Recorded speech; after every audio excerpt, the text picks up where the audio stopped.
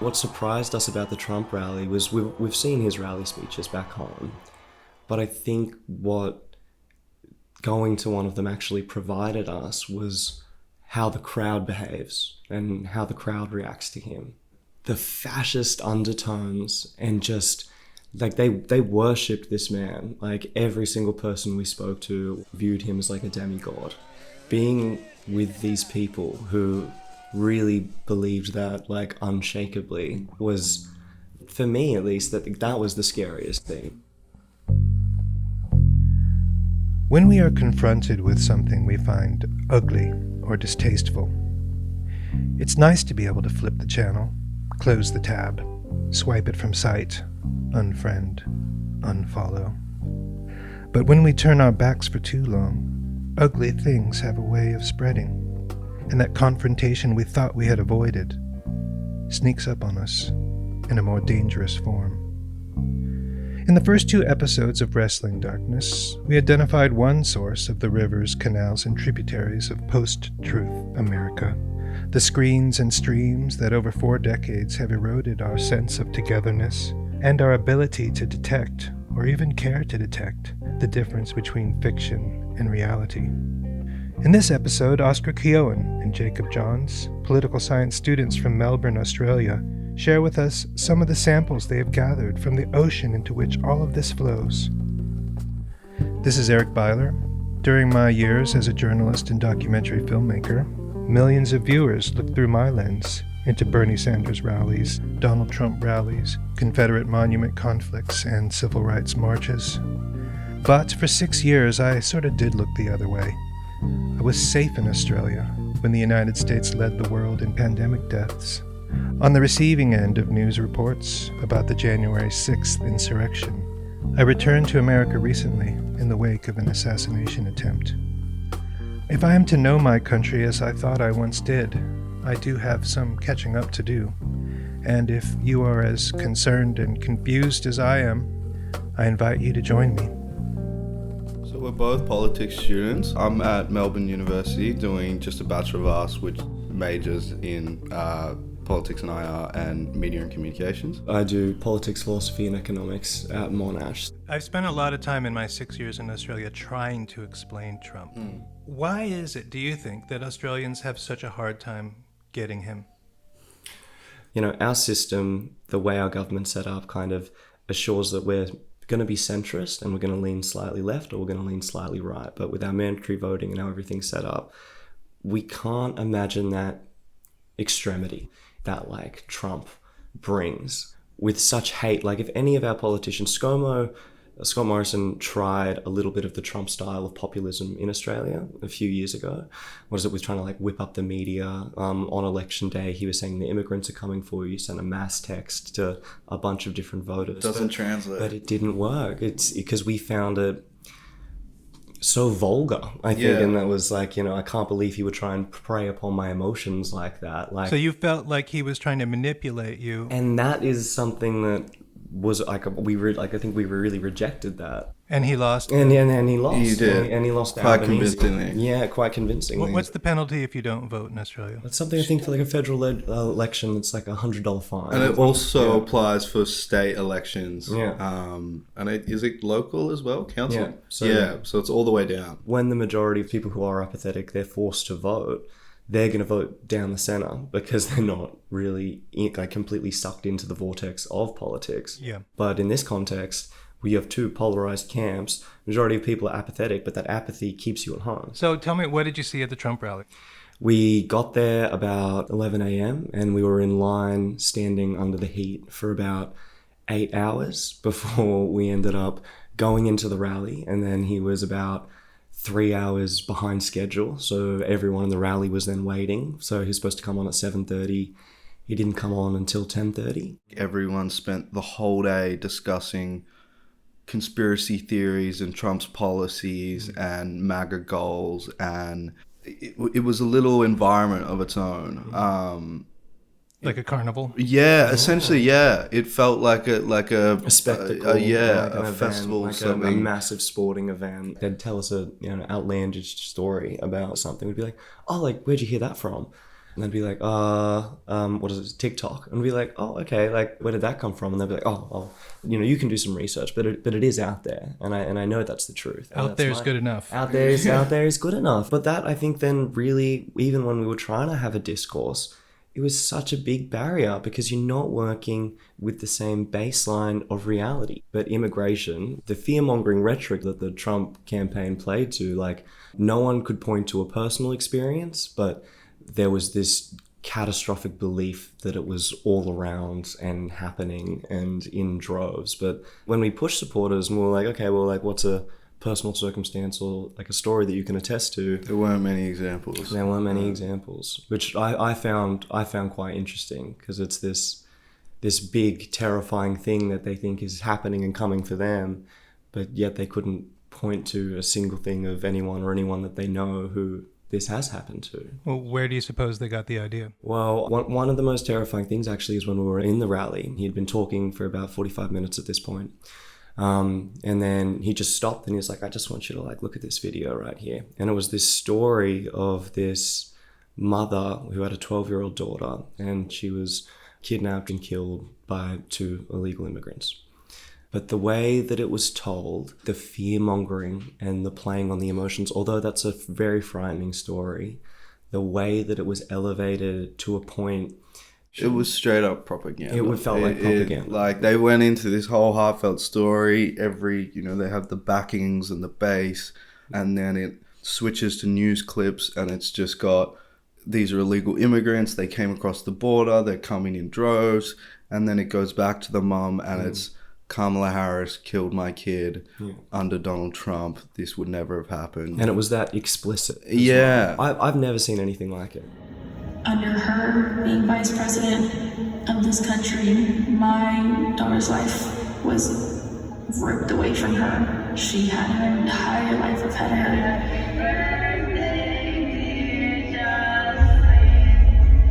My daughter is 6 feet in the ground based off of policies that she allowed to keep. Kamala Harris did have one job, and she not only failed, she failed my daughter, she failed Jocelyn, and she was on 12th. I believe Donald Trump needs to be back in office. I can at least know that my next child will be safe in this country.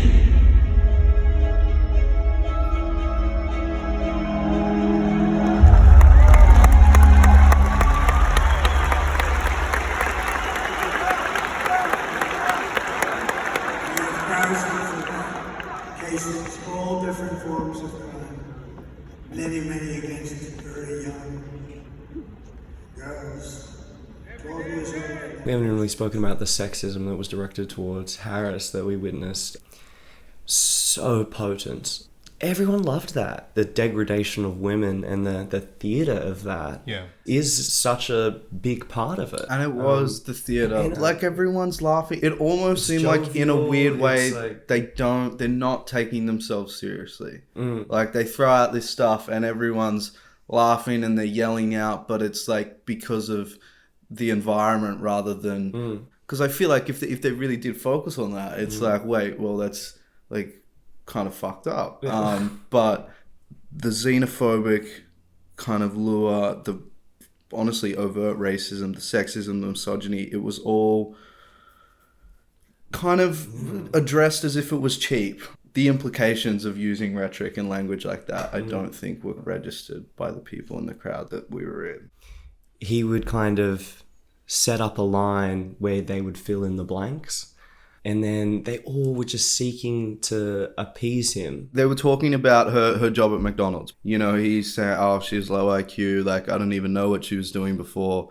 And this guy about 3 rows back from us just screams out, like, she was working the corner out front. Everyone laughs and claps. And then he has this moment where he stops and he goes, where are you? Where are you? And he points to him. She worked on the corner out front!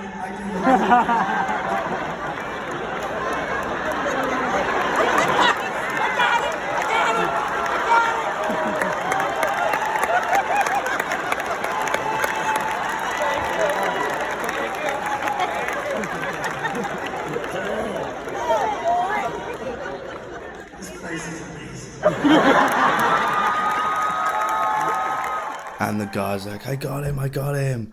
And he's standing up and he does a salute and then takes a bow. And it's just like there were kids next to us and like people are I don't know. But just the way, like, I don't know, sexism really, and the misogyny. And then just the way that they were trying to impress him even. We got him, like I made him laugh. It's this drive to like want to make him like you. Messianic. Messianic. Like he was just, that's what I mean when it was like this demigod almost like figure. We left the rally, I think like we were feeling like quite sick. And again, this is like a family affair when you go to these rallies, right? So there are these people and they have, you know, their 4-year-olds and 5-year-olds with them and they're all dressed up in the MAGA hats. And then they're sitting in the crowd and these crowds are calling out these things of such deep sexism, like such deep racism, such deep division. And we're sitting through, he's quite literally calling for blood, like the mass deportation program that he was talking about. Like people were standing to their feet. Even just the way he would, like, you know, all the cameras are set up at the back, even the way he would just point to them and get the whole rally to look, and he'd be like, see those guys right there, see that fake news media right there, they hate me. But then he would make the crowd all look, so it's 7,000 people in the stadium. And they're screaming and we'll kill you. And it's like just that. Like it's scary. Like they're like, for the first 10 minutes you were like, okay, this is okay. And then I think it was that media comment where it started to, I don't know, we were just like, what are we watching? And it built throughout the speech, and by the end we were just sitting back like I don't, speechless a little bit. I've been to many rallies also, and I often would encounter people who weren't engaging in conspiracy theories and were just there to kind of check it out and see if they could get with the program, but weren't necessarily, you know, worshipping the man. Did you meet anybody like that? Honestly, no, in our experience. I think it, like, partly it was just so close to the election that kind of anyone who was there was there for a reason, sort of. But we were surprised by the diversity, actually, in a lot of the supporters. There was someone wearing kind of a full traditional West African. They have the long robes. We met 2 Hmong people from Laos in the line. Yeah, there was quite actually a broad spectrum of people. Well, such a diverse coalition. I think the results already have spoken to that. But that did kind of catch us off guard. Especially like his speech was as racist as regular. I'm interested in the state of things out in the culture, and people who go to the rallies are just a small subset. And then there's people who watch it at home and never go to a rally. They sense it from the footage that they see of rallies that there is a role for the audience. So I actually much prefer baseball to professional wrestling. And you guys have probably been to footy, right? Yeah. At this point, I gave a rather long-winded summation of what we learned in episodes 1 and 2, in which Dr. Sharon Mazer, who appears in the professional wrestling documentary Mr. McMahon, wonders whether depictions of sexual abuse and violence against women can be justified as just entertainment or just play. And best-selling author Abraham Josephine Reisman sketches for us a timeline of cultural shift. You have a world that either by influence or convergent evolution has ended up with a lot of industries and sectors looking like pro wrestling. You have cable news where you have these pundits who are set at each other to fight and yap, but they have the same employer. They're generating conflict within the umbrella of authoritarian harmony. Reality TV has a tremendous amount in common with wrestling. You put people into a situation where they act like themselves, but heightened and altered, and then the audience is spending all their time going, I can't tell whether that was legit or not, but it's fascinating that it happened, or I want to try and figure out whether it was real or not, and figure out which parts of this are real, or you just let it wash over you. Once the human mind is swimming in these choppy waters between fact and fiction, you're on high alert and you're paying close attention. And in the attention economy, that's what matters. I'm here to challenge you to a match in Wrestlemania. What? You're going to challenge me to a match in Wrestlemania? absolutely right. I will kick your ass. I've been arguing since the election in 2016 that Donald Trump honed his performance with the help of Vince McMahon in that period where he was performing in Battle of the Billionaires, and they had weeks and weeks of him. McMahon would come out and really provoke the audience, and then Trump would walk out as the hero, standing for an assembled mass. The stance that he takes in relation to his fans, that's a professional wrestling imaginary that he's performing to. The model that he's aligning himself with is that of a professional wrestler. And he was clearly positioned as a babyface by Vince McMahon in Wrestlemania 23. If you're talking about the broader cultural timeline of how wrestling ended up influencing things, two generations really, Gen X and then the millennials, who had these two intervals separated by like 15 years or so, where Vince McMahon's product becomes enormously popular. There's the mid-'80s, the so-called rock and wrestling era, when you have, the real icon is Hulk Hogan, and everything's going national and becoming glitzy and Reaganite and all of that. Then 15 years later-ish, you end up with the Attitude Era in the late 90s. And while Gen X kids were watching the rock and wrestling era and getting hyped up about it, that had dissipated. But then in the late 90s, you get this entirely new generation of children and teens watching a very different wrestling product. It was like 20% of the population and a much higher proportion of young people, and especially young male-identified people, were watching wrestling. Wrestling was so popular at those two periods that you really underestimate at your own risk the degree to which the obsessive kids of yesteryear are now the important decision makers, or at least gullible audience members of contemporary American politics. As vile and violent and as woman-hating as those performances are, sometimes I wonder if we could just stop and look properly at it. We would go, yes, this is the way our society actually is working. We just don't tell the truth very often. So there's a way in which kayfabe makes space for telling a truth that isn't pretty and is quickly covered up in just playing. And you can have the pleasure of the playing and the knowing that you're playing without the responsibility for any of it, right? Because it's just entertainment. And in the real world, we wouldn't put up with that.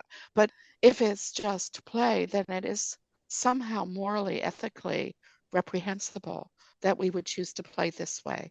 100%, I would say, like, particularly amongst his supporters, he can say all and do all of these things that are viewed as theatre, that are viewed as play. The people who were, like we were speaking to at the rallies, when we would push on the sexism or we would push on the racism, they'd be like, it's not real. Mm-hmm. And it also seems to be representative for people of what separates him from the rest of the herd.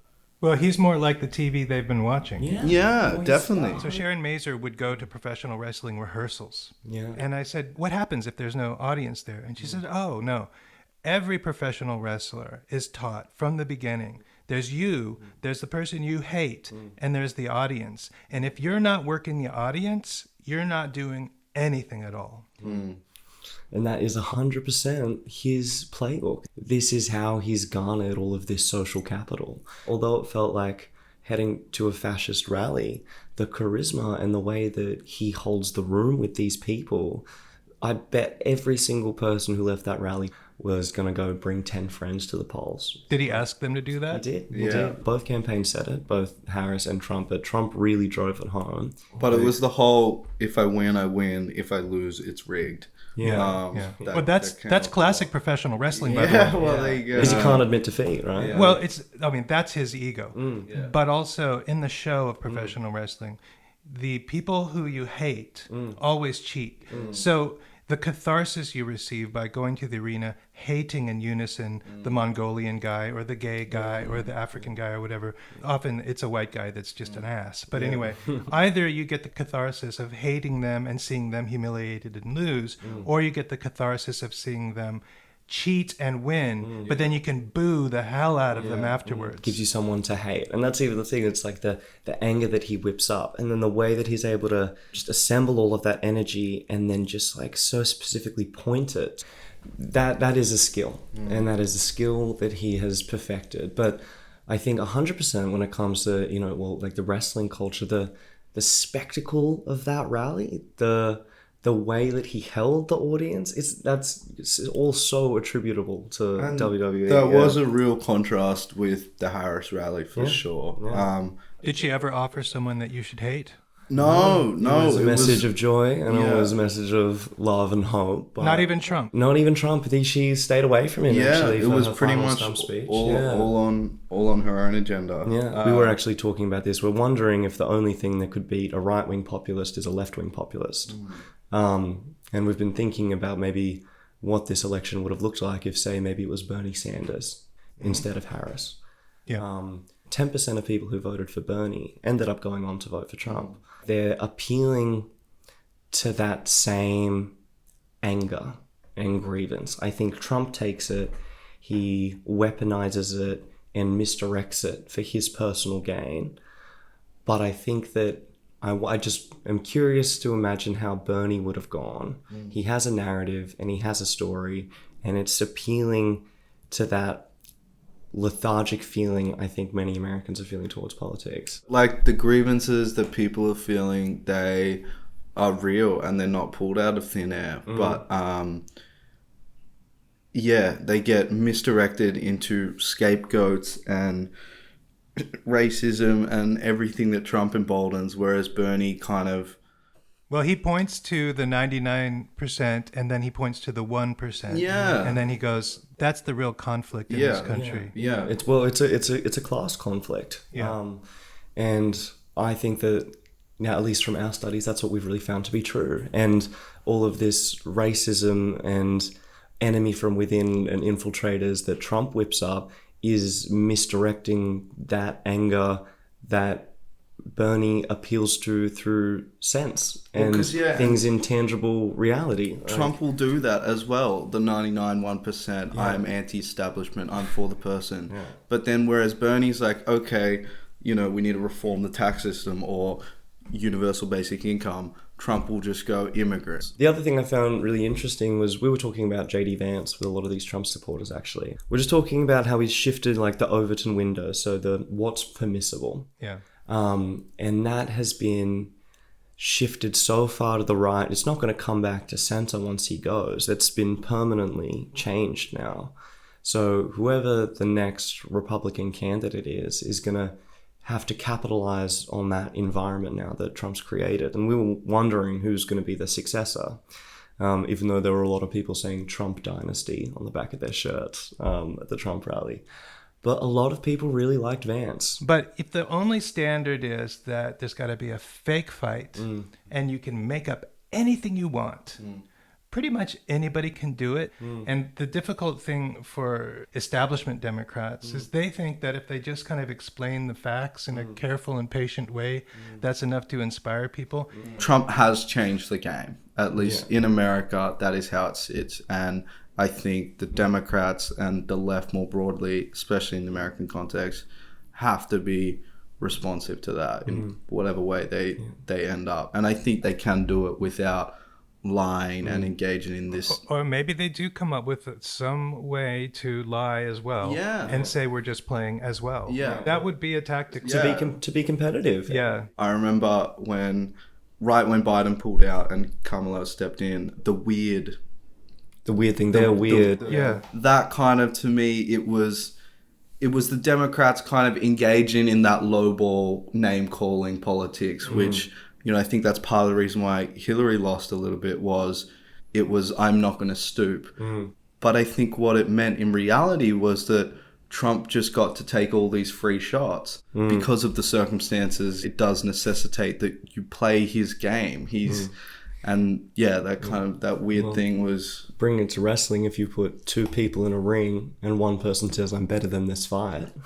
Who's the audience gonna want to follow? When I was watching wrestling in the 80s, there was a lie that everyone dedicated themselves to. okay? And that was that wrestling was real.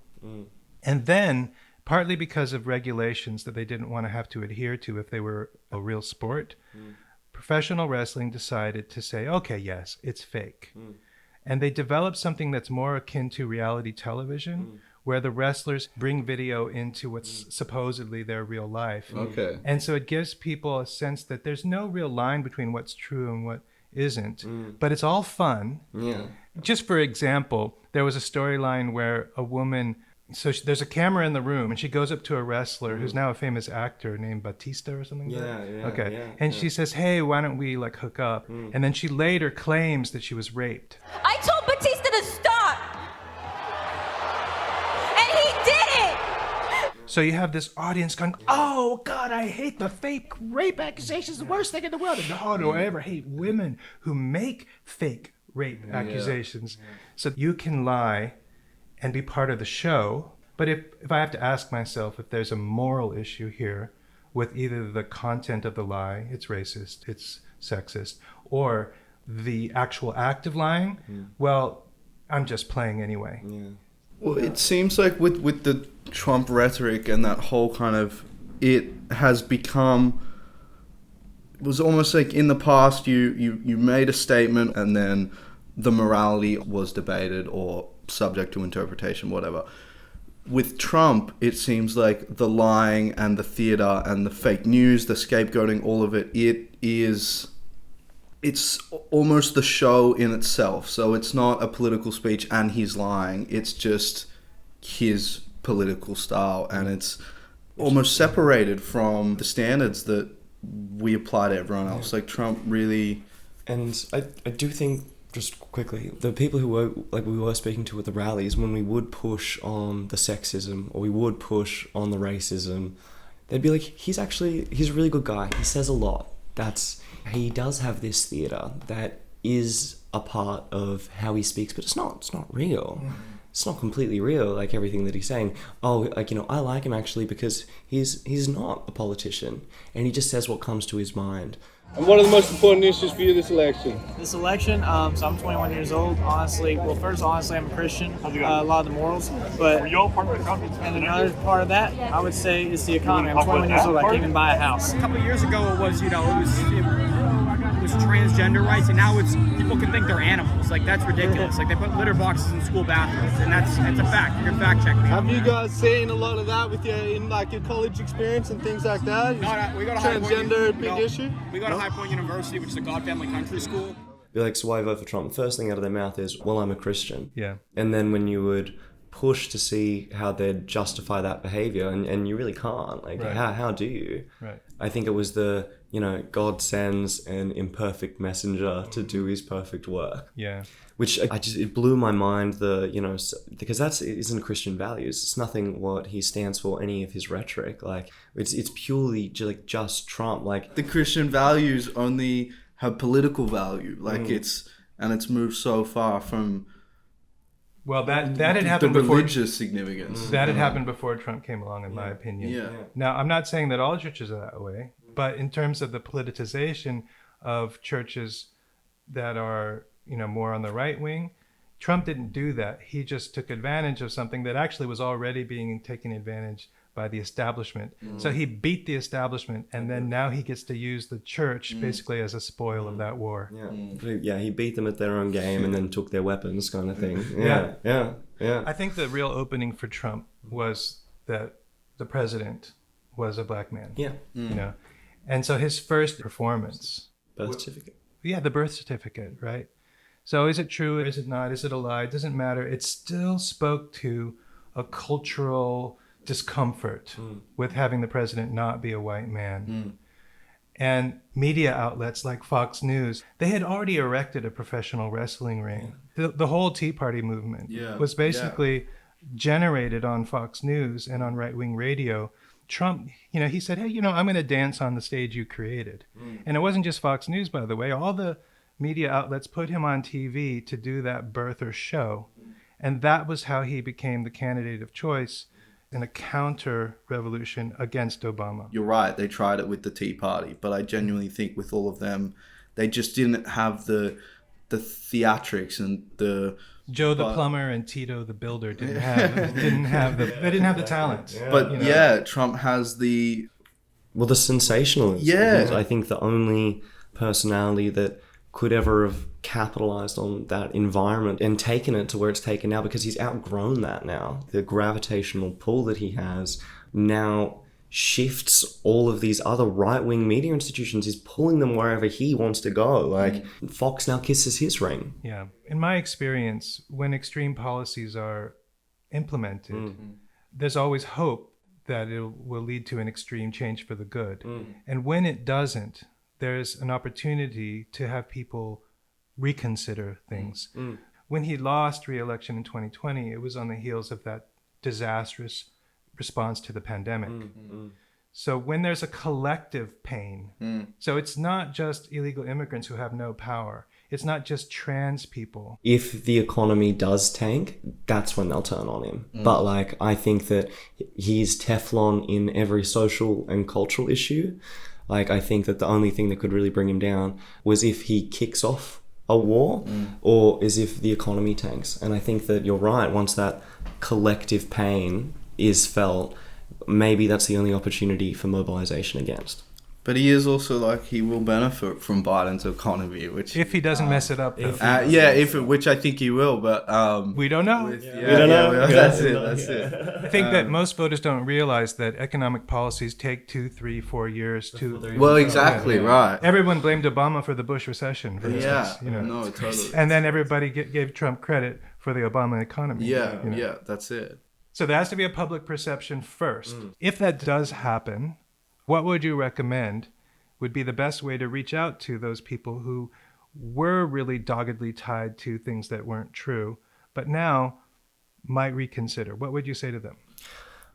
I would say for the Democratic Party particularly, what they would need to put forward is a candidate not from the establishment with economic credentials, who strays from the rhetoric of a traditional politician, who avoids all of the criticisms of the institution that have disenfranchised so many people that's then led to the rise of Trump. So next cycle, what the Democrats have to offer, I really don't like to say it, but it's kind of another populist cult of personality, I think, is, to be honest, the only thing that I can imagine wrestling away control from the right. And they will have to get dirty. Like, it will. I think Trump has changed the name of the game, and the frustrations that brought Trump to power are not going anywhere. And I think it's about trying to engage with those people and the pain they're feeling, while at the same time offering up something which is almost a little bit revolutionary. And a desirable kind of, I don't know, optimistic. And who will be the bad guy?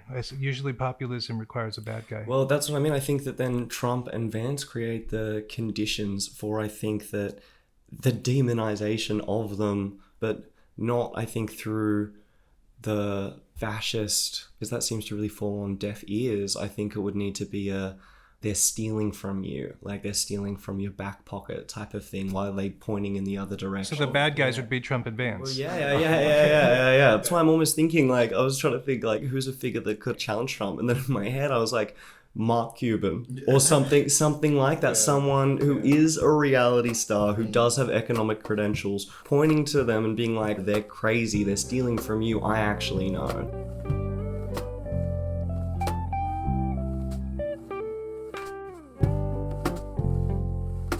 Wrestling Darkness is written, recorded, and edited by yours truly, Eric Byler.